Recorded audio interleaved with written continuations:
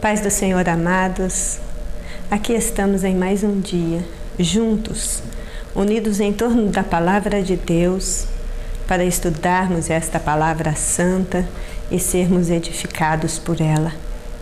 Eu convido você a fazer comigo uma oração nesta manhã, para apresentarmos a Deus a nossa mente e o nosso coração, para que Ele se torne terra fértil para receber a Palavra.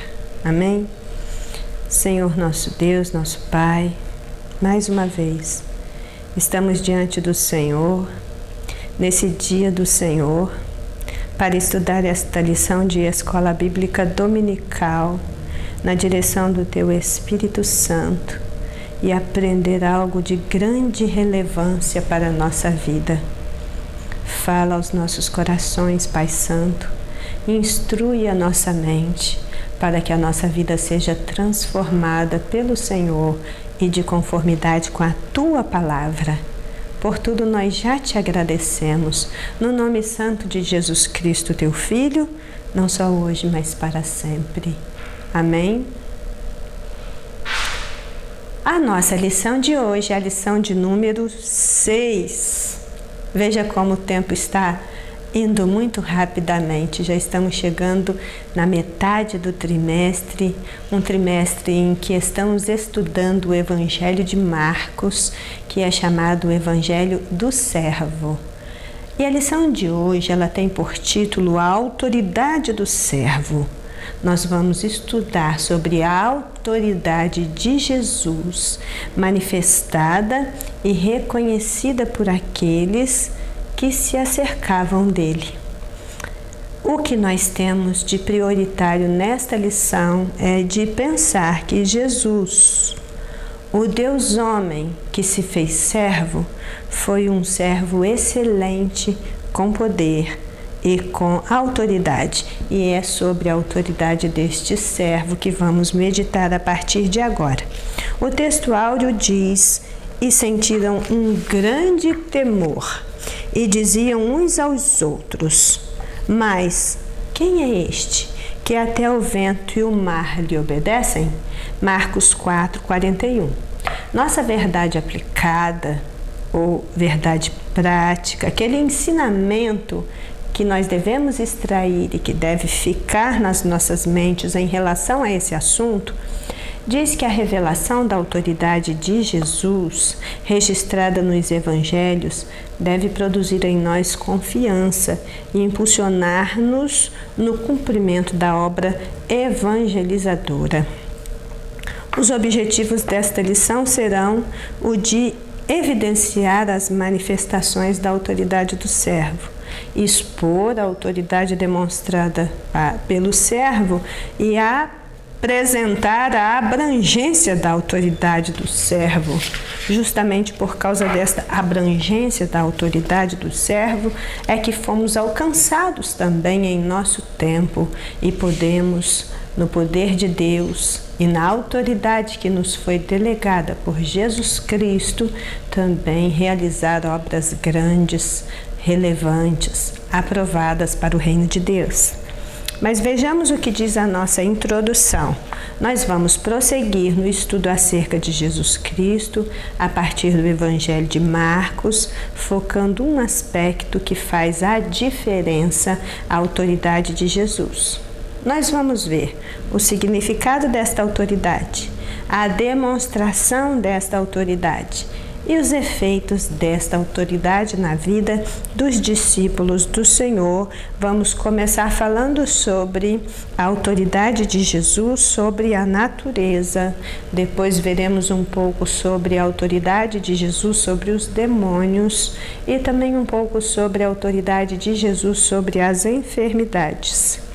O que nós temos aqui é que, na pregação do Evangelho, na autoridade do nome de Jesus, no poder do Espírito Santo e para a glória de Deus Pai, os milagres aconteceram e acontecem. E eles vão então nos revelando a autoridade de Jesus, o servo vencedor, sobre quaisquer forças e situações, sejam elas naturais, sobrenaturais ou espirituais. Então, Quando a gente estudar aqui a autoridade de Jesus sobre a natureza, e que está nos dizendo que isso nos traz segurança, nos traz esperança, nós vamos ver que realmente situações extremas, como a que vivenciamos bem recentemente da pandemia global provocada pelo coronavírus, mexeu com as nossas estruturas e nos faz enxergar nossa fragilidade, nossa finitude, nossas limitações. E então descobrimos que ninguém está seguro em lugar nenhum, e nem livre da condenação e da morte, mas os que estão firmados na rocha dos séculos encontram refúgio na hora da angústia, livramento em situações extremas e ainda condições de prosseguir na força do Senhor e permanecer firme mesmo quando tudo ao seu redor se abala. Grandes catástrofes naturais assolam o planeta, ceifam milhões de vidas ainda hoje, mas o que nós vamos ver aqui em relação à autoridade de Jesus sobre a natureza é que em dois momentos distintos, aquele barquinho frágil, à deriva, em meio ao mar revolto, para ele houve escape, livramento, mudança de situação, e assim tem sido de geração a geração para aqueles crentes que esperam no Senhor e confiam no seu poder. E aí, quando nós pensarmos um pouco sobre a autoridade de Jesus sobre os demônios, nós vamos tomando consciência de que nós estamos realmente lidando com forças poderosíssimas, muito além do nosso entendimento, mas também nós vamos ver que pela autoridade do nome de Jesus, os demônios se submetiam e o diabo tem que fugir. Satanás e os demônios, ainda que citados em diversas passagens bíblicas, eles não foram, e eles nunca serão os protagonistas da história. O que nós vamos encontrar em maior destaque na Bíblia é que há um reino soberano de Deus, há um evangelho da salvação, há a graça de Deus disponível para os redimidos, há poder de Deus para curar, libertar, entre outros, inclusive das hostes infernais da maldade. Então, o que está em foco na história é o poder de Deus para agir em nosso favor. E aí, quando a gente vai falar um pouco sobre as enfermidades, nós vamos ver que elas continuam assolando a humanidade, provocando tragédias, impetrando um sofrimento indizível, mas a possibilidade da cura divina também encontra-se ao alcance da fé. E esse tem sido um dos pilares de sustentação das Assembleias de Deus desde o seu início no século passado, onde os nossos missionários suecos começaram a pregar que Jesus salva, Jesus cura, Jesus batiza com o Espírito Santo e Ele vai nos levar para o céu. E essa continua sendo a nossa pregação em nossos dias. Jesus salva, mas Ele também cura sobrenaturalmente através da fé.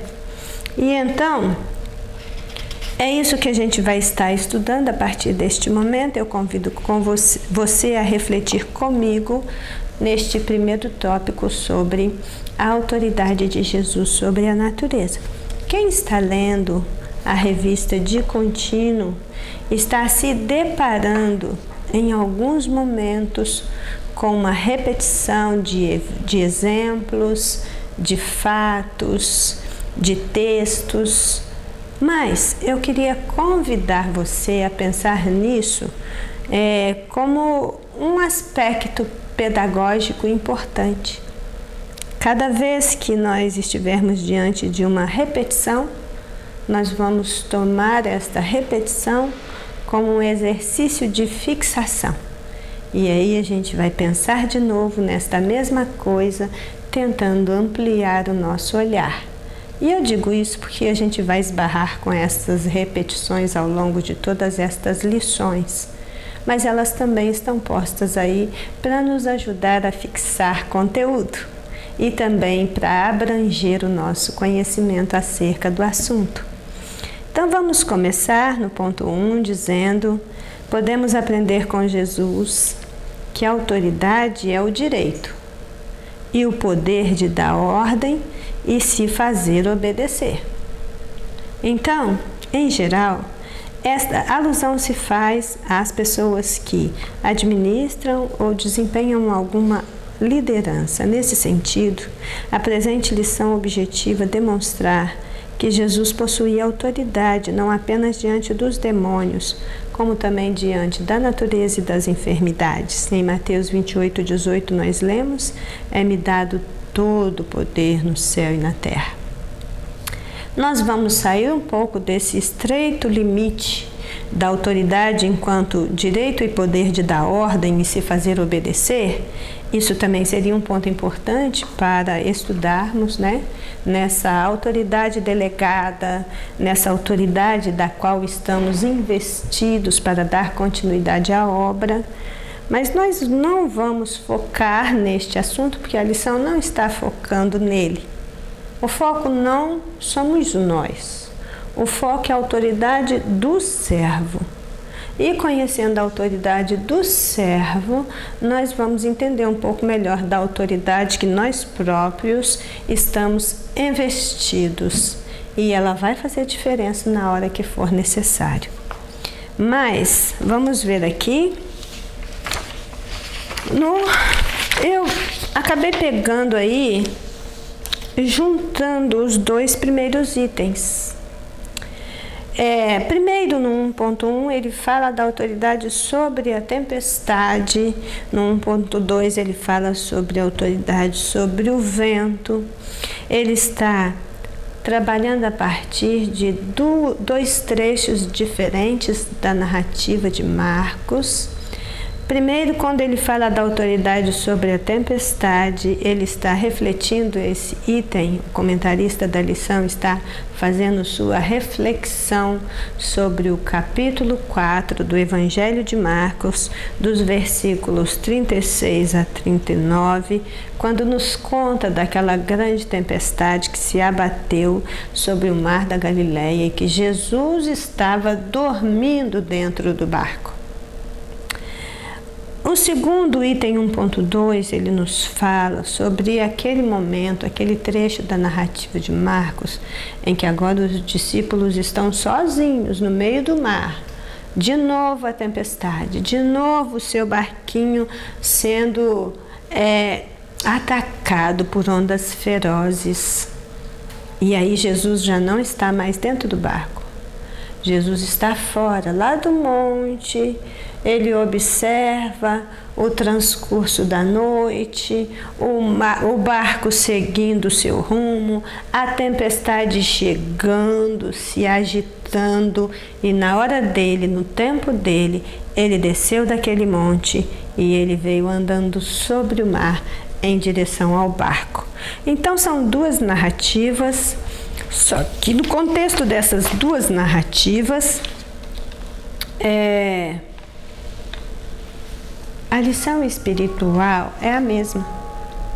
O que se quer transmitir com a explicação dessas narrativas é a mesma coisa. Na primeira narrativa, quando Jesus está dentro do barco e que ele se levanta, primeiro ele acalma as forças da natureza para depois tratar com os discípulos. Mas quando ele vem andando sobre as águas, e que os discípulos o identificam como um fantasma, eles estão com tanto medo que eles não conseguem reconhecer Jesus. Então Jesus trata primeiro com os discípulos para depois tratar das forças da natureza. Isso seria um aspecto importante a se observar, porque Jesus conhece as particularidades dos nossos momentos. Ele sabe como e de que forma ele precisa tratar com cada um deles. Veja que tanto num encontro em outro. Quando Jesus deu ordens, as suas ordens foram acatadas. O mar se acalmou, a tempestade cessou, o vento parou de circular e foi para o seu próprio lugar. Em todos eles, as ordens de Jesus foram atacadas. A tempestade veio, se abateu sobre eles, mas Jesus estava no barco e isso fez toda a diferença. Se ele estava dormindo ou acordado, não importa, ele estava no barco. E se ele está em silêncio também, quando nós mais precisamos, isso também não importa. Importa mesmo é que ele esteja presente e na hora certa ele vai agir de acordo com a sua vontade, que é boa, que é agradável, que é perfeita. Bem, o que eu tiro aqui como uma lição prática para a minha vida é que, em parte alguma das circunstâncias adversas pelas quais nós passaremos, há qualquer coisa que um cristão verdadeiro precise temer. Por quê? Porque há um Pai no céu que se compadece dos seus filhos, há um Pai santo, justo e bom que nos livra de todo mal, porque seu é o reino, sua é a glória, seu é o poder para todo sempre, e esse Pai é nosso. Nós temos um Pai e Ele é nosso. E nós podemos orar a Ele, clamar a Ele, não importa a tempestade, não importa as dificuldades, ventos, chuvas, rios, como nos diz Mateus capítulo 7, são turbulências por cima, ao redor, por baixo dos alicerces. Jesus nunca disse que se alguém viesse a se tornar um dos seus discípulos, estaria livre de problemas e dificuldades. Todavia, Ele disse que estaria conosco. Ele disse que nos ajudaria, que não nos desampararia. E então, aonde Jesus está também a garantia da vitória. Se Ele está no barco, nós estamos seguros. Se Ele não está no barco, nós continuamos seguros, porque nós temos certeza de que nós vamos clamar, de que Ele vai nos ouvir e de que Ele vai vir em nosso socorro. Uma outra coisa que eu fico pensando aqui é que quando a gente trata desses dois trechos de Marcos, destes dois episódios de tempestades em alto mar, a gente pensa muito nisso em termos pessoais, individuais. A gente leva isso para a nossa vida, quando isso acontecer conosco, como vai ser a reação de Jesus, como que nós vamos nos comportar diante desse momento, para trazer Jesus para o meio e para ver as coisas acontecerem de acordo com a vontade.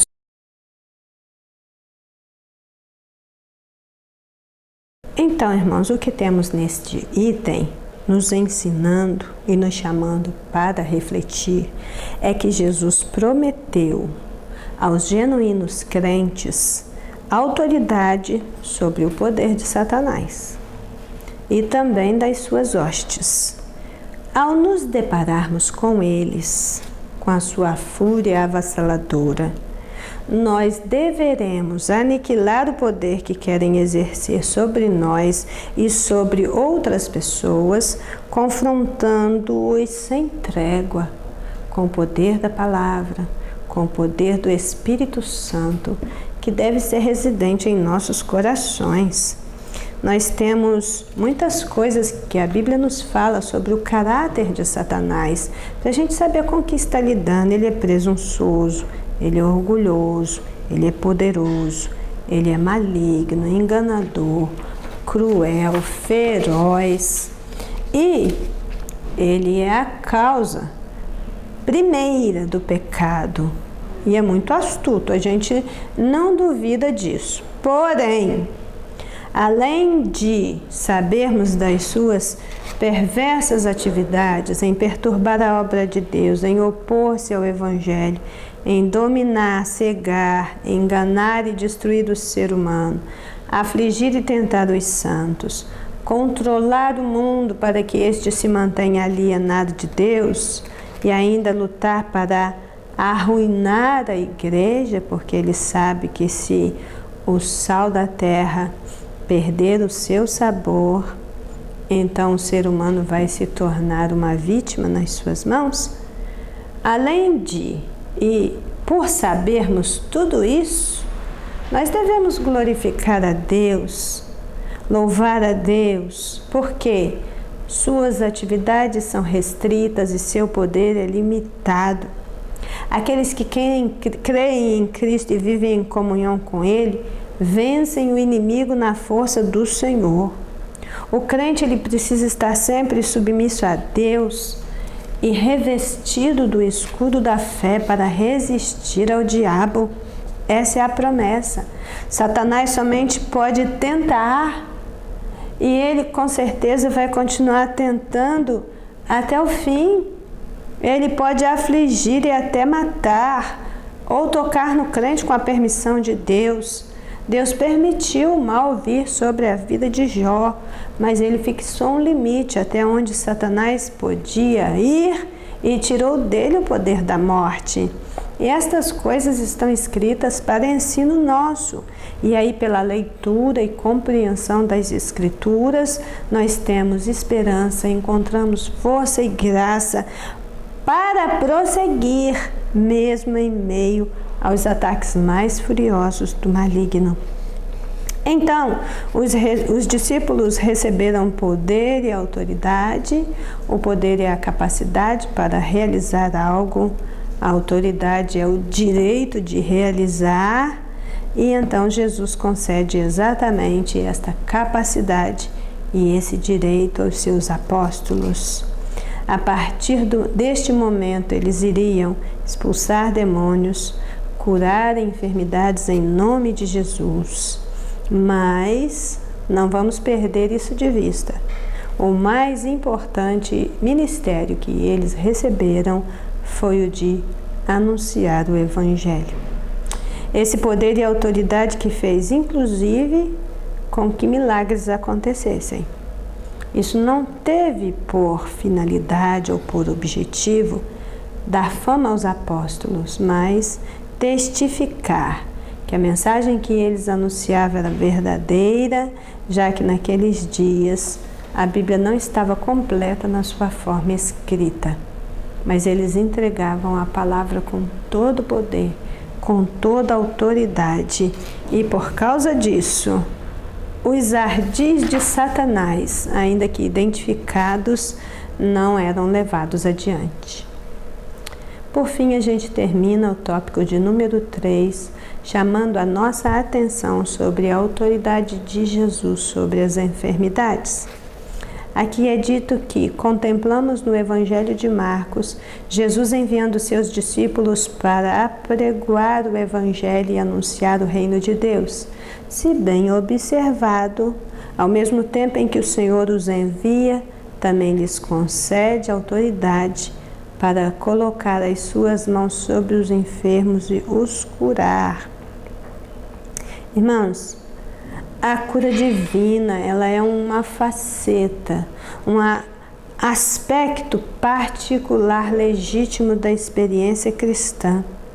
Em Mateus 10:8 nós lemos: curai os enfermos, limpai os leprosos, ressuscitai os mortos, expulsai demônios, de graça recebestes, de graça dai.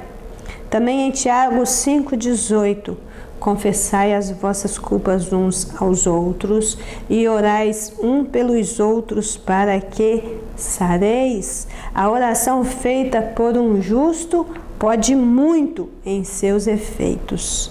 Então, se havia uma dificuldade a ser tratada, havia também uma esperança quanto a isso, porque sobre o poder curador de Cristo e dos apóstolos, a Bíblia declara em Marcos 6:56. E onde quer que entrava, ou em cidade, ou aldeias, ou no campo, apresentavam os enfermos nas praças e rogavam-lhes que os deixasse tocar ao menos nas orlas das suas roupas, e todos os que lhe tocavam saravam. É disso que nós estamos falando. O 3.1 nos fala da autoridade sobre todas as doenças, e o que nós vamos ver aqui é um pouquinho disso. Apenas em Nazaré, a cidade de Jesus, ali foram operadas poucas curas por causa da incredulidade do povo. Isto está sendo chamado nossa atenção aqui em Marcos 6:5.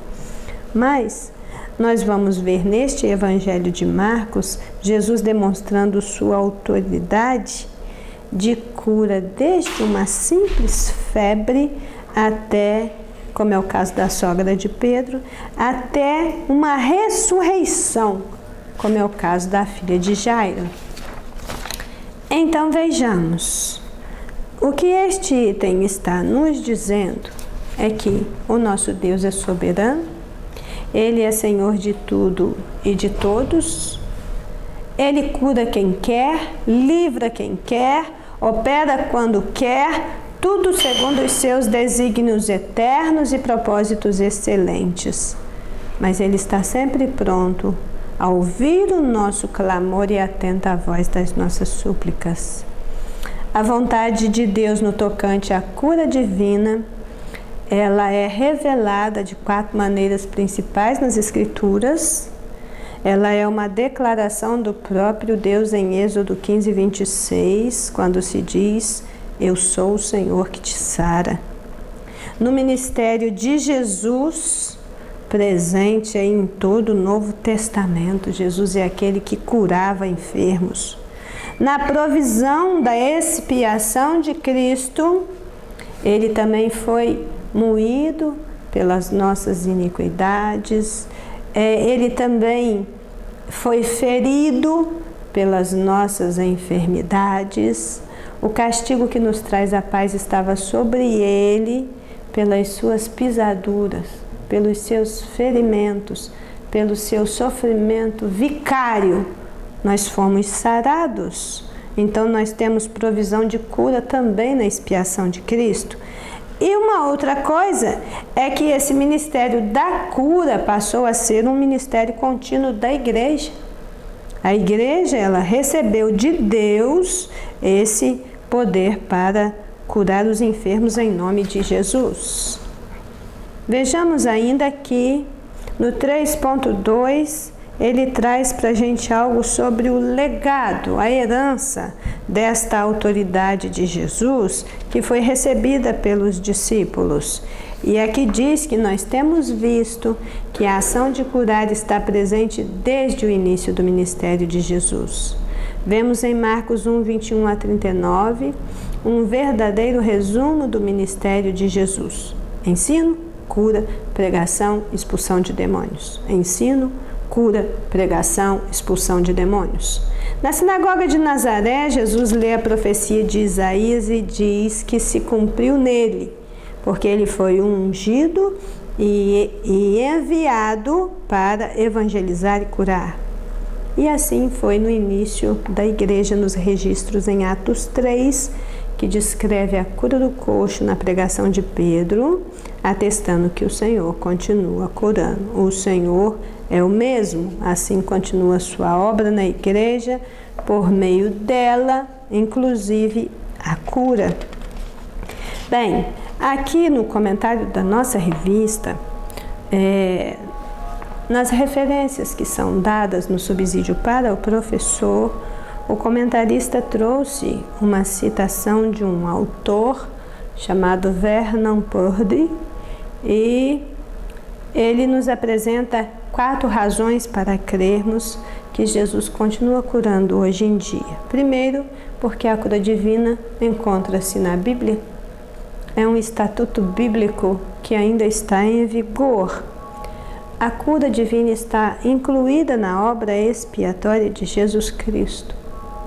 Segundo, o Evangelho inteiro é para a pessoa inteira. E terceiro, a crença de que a salvação deve ser entendida, como, em última análise, como a restauração do mundo caído.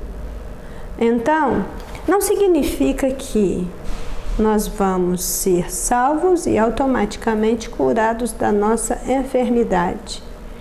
Isso significa que, sim, a salvação, ela é a restauração plena.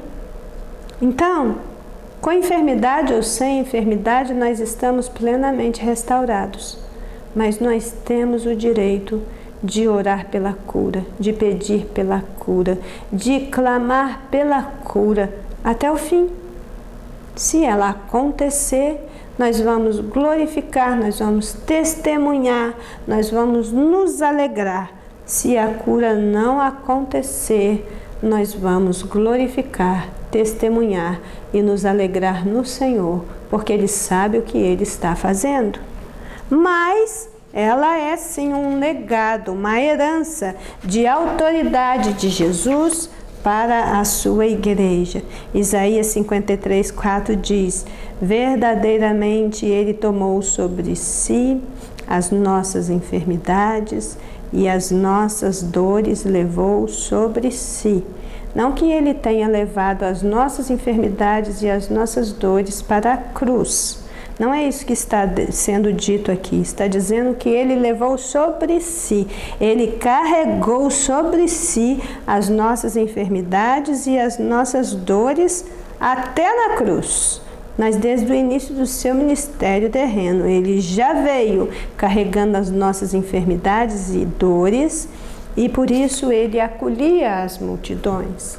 Ele tinha compaixão pelas multidões, porque estava carregando sobre si as nossas enfermidades, as nossas dores, e quando Ele se deparava com o enfermo, Ele então se compadecia e curava. Vamos seguindo aqui com o nosso terceiro ponto e o último ponto da nossa lição, que diante de tudo isso, diante da autoridade de Jesus sobre a natureza, manifestada e reconhecida por aqueles que vivenciaram com eles e por todos que estão ao alcance desta palavra inspirada que continua nos convencendo, nós vamos ver que, vendo, percebendo, reconhecendo a autoridade de Jesus sobre a natureza, a autoridade de Jesus sobre os demônios, a autoridade de Jesus sobre a enfermidade, nós também recebemos uma autoridade divina para levar esperança a muitos. Diz aqui, Marcos registra uma série de milagres realizados por Jesus. Este evangelho possui extraordinários milagres narrados como exemplo do poder de Cristo. E aí, aqui ele começa dizendo sobre aquela mulher que tocou as suas vestes procurando cura, sobre o surdo-mudo que nós já estudamos, sobre sua emoção junto ao túmulo de Lázaro.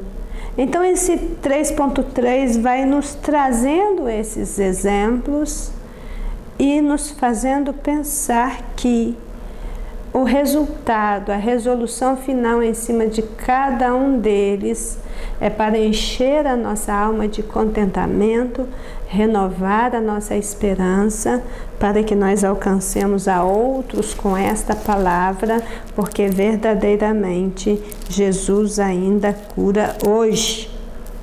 Marcos se concentrou nos milagres mais do que em qualquer outra coisa concernente ao ministério terreno de Jesus, porque ele tinha pressa de apresentar Jesus para os seus ouvintes, os destinatários dos seus escritos.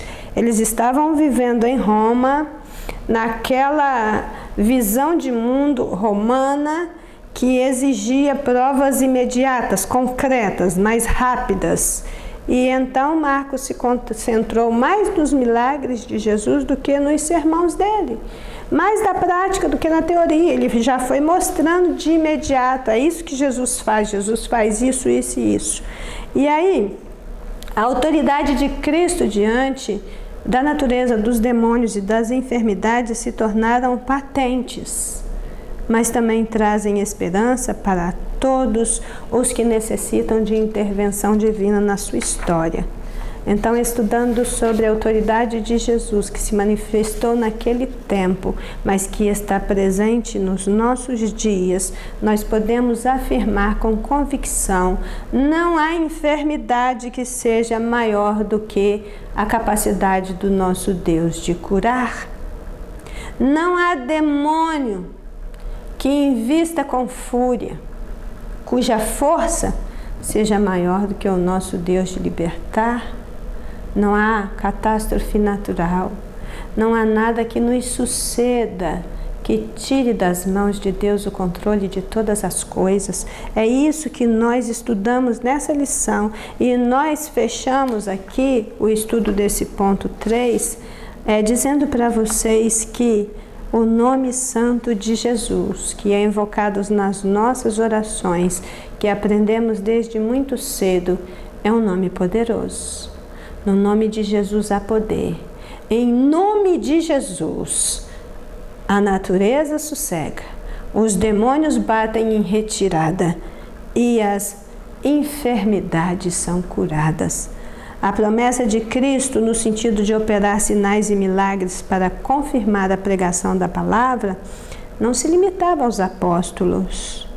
Ele prometeu que os convertidos por seus discípulos, os que crescem na palavra dele, também operariam milagres em seu nome, tais como expulsar demônios e curar enfermos. Hoje, nós estamos investidos desta autoridade, deste poder, para expulsar demônios e curar enfermos, porque quem faz isso é o nosso Cristo, o ser divino que habita no santuário do nosso coração.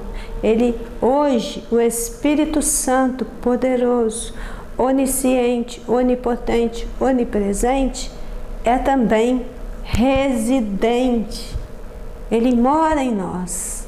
E aí, quando nós decretamos o nome de Jesus com força, com poder, isso vai de encontro à necessidade daqueles que estão precisando de socorro.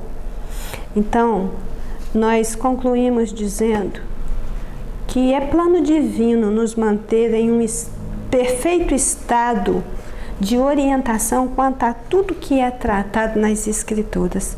Jesus disse em Mateus 28, 18 e 19: é-me dado todo o poder no céu e na terra, portanto, ide e fazei. Eu fico aqui com essa porção do versículo, porque a ordem é ir e fazer. A ordem é ir e fazer o quê? Fazer discípulos. Fazer pessoas e intervir na vida de pessoas de tal maneira que elas passem do estado de seguidoras para discípulos, de ouvintes para participantes das bênçãos do reino de Deus. E aí o comentarista termina dizendo que, tendo estudado sobre a verdade de que o nosso Senhor Jesus possui toda a autoridade, demonstrada por ele ao lidar com a natureza, os demônios e as enfermidades, devemos procurar cada vez mais estar firmes em Cristo e no poder do Espírito Santo nos empenharmos no anúncio do Evangelho completo para a pessoa inteira. Todo o ser integral está sendo alcançado pelo Senhor, espiritual, emocional, físico. É para isso que nós fomos chamados. Nós precisamos entender este assunto para viver este assunto plenamente. Que o Espírito Santo neste dia te capacite para entender e viver a palavra de Deus do modo como Ele está planejando para a sua vida. Jesus tem poder sobre a natureza. Nenhuma força da natureza é capaz de confrontar o poder de Deus e vencer. Jesus tem poder sobre os demônios. Nenhum demônio tem poder sobre a sua vida, sobre a sua casa, sobre os seus filhos, sobre os seus negócios. Não tem. O poder está em Jesus. E você vai clamar pelo nome de Jesus para que o diabo bata em retirada. E também, Jesus tem poder sobre as enfermidades e Ele pode te curar hoje. Você que está ouvindo e que crê, seja qual for a doença, seja qual for o problema, clame agora, ore agora e creia que no nome de Jesus essa enfermidade vai bater em retirada. Enquanto isso, você permanece no seu santuário de força. O que Jesus fizer para a tua vida é o plano dele para a tua existência. Então, em tudo dê graça, porque esta é a vontade de Deus em Cristo Jesus, o nosso Senhor. Amém? Oremos. Deus querido, Deus Pai, Deus eterno, Senhor das nossas vidas e pastor das nossas almas, tendo terminado esta reflexão neste dia sobre a autoridade de Jesus, sobre a natureza, sobre os demônios e sobre as enfermidades, nós nos entregamos mais uma vez nas tuas mãos. E pedimos, Senhor, em nome de Jesus, que apenas caminhemos debaixo das tuas boas mãos, sendo protegidos e acolhidos no esconderijo do Altíssimo. E também que vivamos na cobertura do sangue do Cordeiro. Nós necessitamos da cobertura deste sangue e de viver debaixo deste sangue. Nós não vemos, literalmente, o sangue nos nossos corações e nas nossas mentes, mas o Senhor vê, e isso é suficiente. Então nós estamos à disposição do Teu Espírito Santo para o Senhor operar em nós tanto o seu querer como o seu efetuar, para a honra e glória tua. E assim oramos em nome de Jesus. Amém? Que seja um domingo de paz na presença do Senhor.